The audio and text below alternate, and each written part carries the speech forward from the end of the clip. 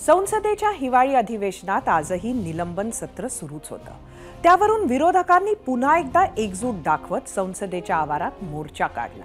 त्याचबरोबर उपराष्ट्रपतीच्या मिमिक्री प्रकरणाचे पडसादही आज दिसले।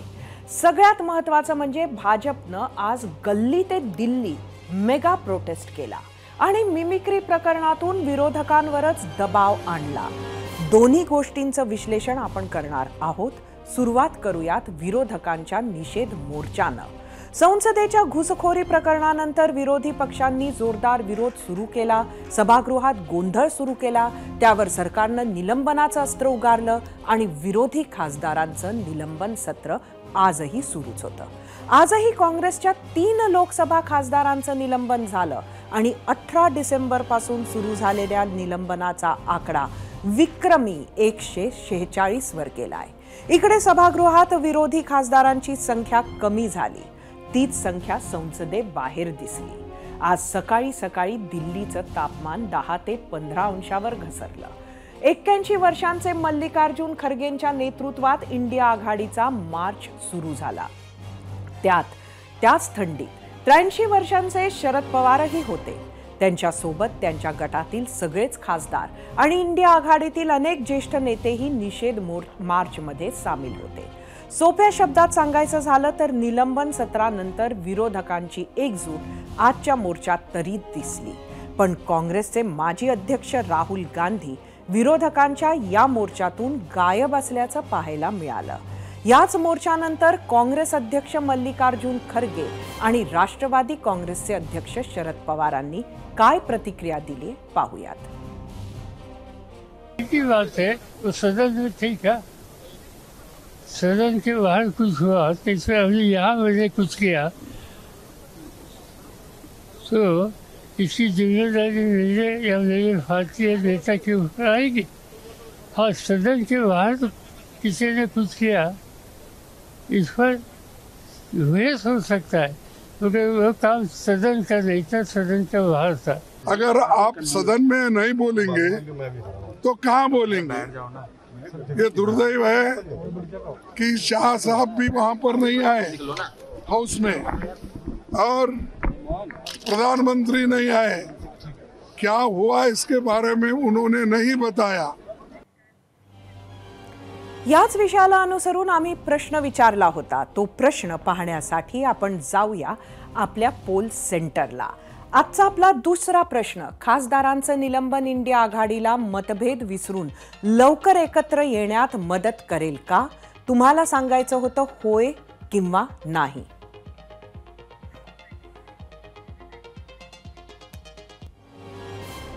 अशी होलसेल निलंबने आधी कधीच झाली नाही असे नाही, मात्र हा आकडा विक्रमी म्हणावा लागेल। याच्या खालोखाल अशाच प्रकारे विरोधी खासदारांचं निलंबन झालं होतं आणि ते होतं राजीव गांधी पंतप्रधान असताना। पाहूयात त्याच घटनेवरचा एक स्पेशल रिपोर्ट।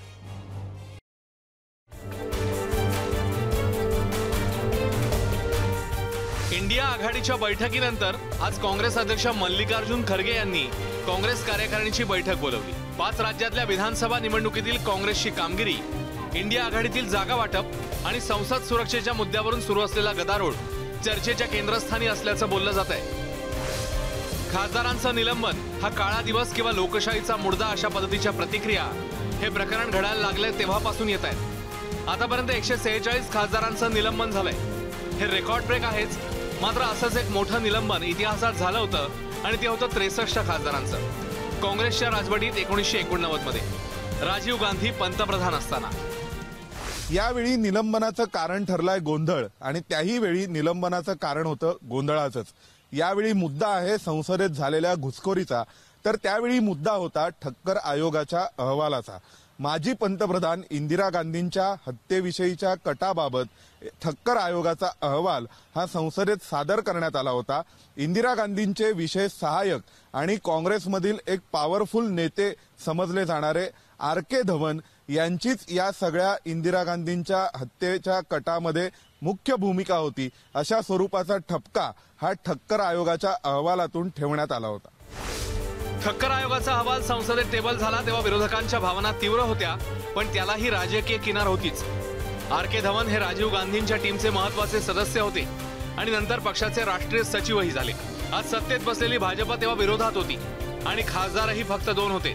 आताच्या खासदार निलंबन प्रकरणावरून या सगळ्या इतिहासाला उजाळा मिळाला. इतकंच. 0 अवर्ससाठी ब्युरो रिपोर्ट, ABP माझा.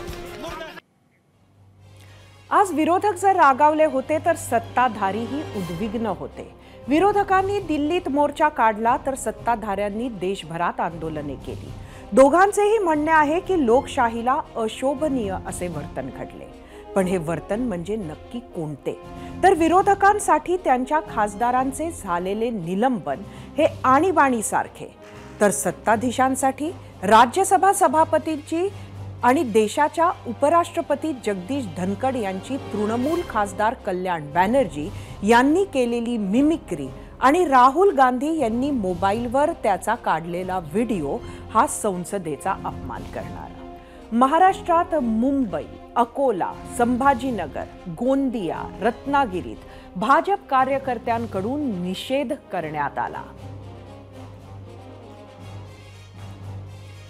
देशाच्या राजकारणात चर्चेत राहणाऱ्या, अगदी पंतप्रधान पदाच्या दावेदार मानल्या जाणाऱ्या एकेकाळी बसपा नेत्या मायावतींनी गेल्या काही वर्षात नक्की कुठल्या कारणानं बॅकसीट घेतली हे कोणाला कळलेच नाही.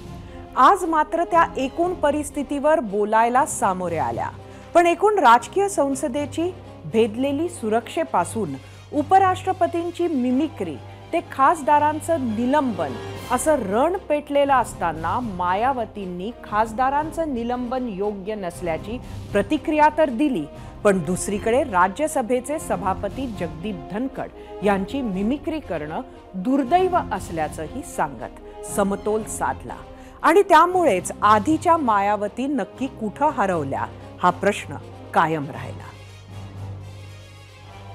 दोनों सदनों के रिकॉर्ड संख्या में लगभग 150 विपक्षी सांसदों का निलंबन होना सरकार व विपक्ष के लिए भी कोई गुड वर्क व अच्छा कीर्तिमान नहीं है. इसके लिए कसूरवार कोई भी हो, किंतु संसदीय इतिहास के लिए ये घटना अति दुखद, दुर्भाग्यपूर्ण व लोगों के विश्वास को आघात पहुंचाने वाला है. एक दूसरे पर आरोप प्रत्यारोप लगाने से काम नहीं चलेगा, बल्कि इस मामले को सभी को गंभीरता से लेना चाहिए तथा इसके जो भी दोषी व षड्यंत्रकारी हैं तो उनके विरुद्ध सख्त कानूनी कार्रवाई भी होना अत्यंत जरूरी है. आम्ही विचारलेल्या प्रश्नावर तुम्ही काय प्रतिक्रिया दिल्या आहेत त्या प्रतिक्रिया पाहण्यासाठी जाऊया आपल्या मीडिया सेंटरवर. आजचा आमचा दुसरा प्रश्न होता, खासदारांचं निलंबन इंडिया आघाडीला मतभेद विसरून लवकर एकत्र येण्यात मदत करेल का? काय आहेत सोशल मीडियावरच्या प्रतिक्रिया?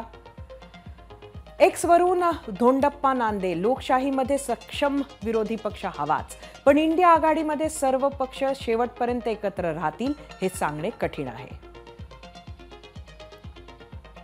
एक्सवरून वीरा, अजिबात नाही. प्रत्येक पक्ष प्रमुखांची वैयक्तिक महत्वाकांक्षा, सत्तेची लालसा त्यांना एकत्र येऊ देणार नाही.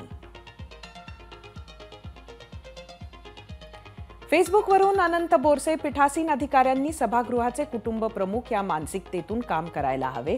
दुर्दैवानं तसे घडत नाही. लोकशाहीच्या दृष्टीने घातक, नुकसानकारक आहे.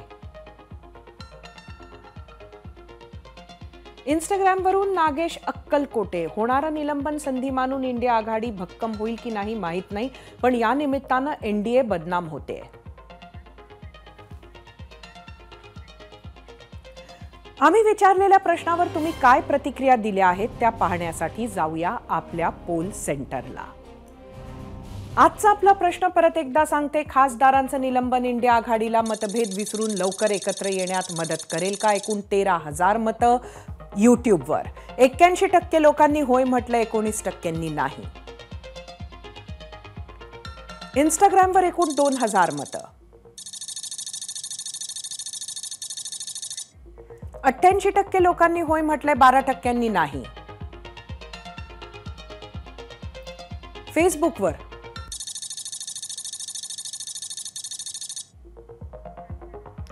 55% लोकांनी होय म्हटलंय, 45% नाही. आता बघूया एक्सवर.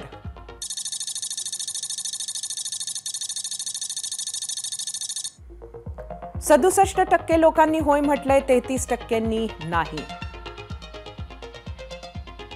लोकशाहीमध्ये विरोधाला विरोधकांना कायम महत्वाचं स्थान राहिलं आहे. मात्र मोदी सरकार विरोधी सूर दडपून टाकते असा आरोप याआधी अनेकदा झाला आहे. सहसा राजकीय डावपेचांचा भाग म्हणून संख्याबळ कमी असेल, एखादं महत्वाचं विधेयक पास करून घ्यायचं असेल तर निलंबनाचे अस्त्र सत्ताधारी वापरतात असा आतापर्यंतचा अनुभव आहे, पक्ष कुठलाही असो. पण मोदी सरकार दोन्ही सभागृहात बहुमतात आहे. दुसरीकडे संसदेतील घुसखोरी, ज्यावर हे सर्व महायुद्ध घडले, त्याची माहिती द्यायला सरकारला वेळ हवा होता. पण विरोधकांना माहिती अगदी आत्ता तेव्हाच हवी होती असे सत्ताधाऱ्यांचं म्हणणं आहे. तो वेळ विरोधकांनी सरकारला परिस्थितीचे गांभीर्य लक्षात घेत द्यायला हवा होता का? प्रश्न माहिती देणे किंवा वेळ न देणे याबद्दल मुळातच नाहीये. प्रश्न आहे तो एकमेकांवरचा टोकाचा अविश्वास. प्रश्न आहे एकमेकांसाठी तसूभरही नसलेल्या आदराचा. प्रश्न आहे संविधानिक पदांना सुद्धा राजकीय चष्म्यातून बघण्याचा. एकमेकांवर कुरघोडी करताना देशहित ही बाजूला सारणार का? काय मिळाले जनतेला ह्या अधिवेशनातून? काय दिलेत तुम्ही जनतेला ह्या अधिवेशनातून? याचे उत्तर खरंच लोकप्रतिनिधी शोधतायत का? एबीपी माझा, उघडा डोळे बघा नीट.